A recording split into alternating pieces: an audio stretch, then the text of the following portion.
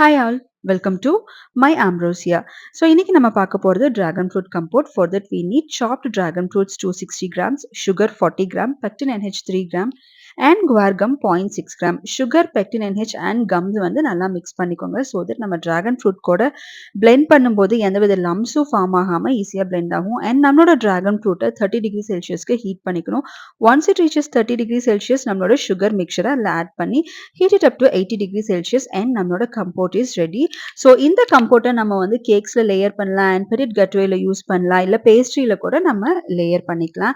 And இதில் நம்ம எதுக்கு கம்ஸ் யூஸ் பண்ணியிருக்கோம் அப்படின்னா குவார்கம் இஸ் திக்னர். ஸோ அது யூஸ் பண்ணும்போது ஃப்ரீஸ் அண்ட் தா பண்ணும்போது சம்டைம்ஸ் ஜாம்ஸ் அண்ட் ஜெல்லிஸ்லேருந்து சினரிசிஸ் ப்ராப்ளம் வரும். மீனிங் அதுலேருந்து லிக்விட்ஸ் பார்த்தீங்கன்னா தனியாக செப்பரேட் ஆகி ஊஸ் அவுட் ஆகும் இல்லையா. ஸோ அந்த இஷ்யூஸ் வந்து நம்ம கம்ஸ் யூஸ் பண்ணும்போது வராது.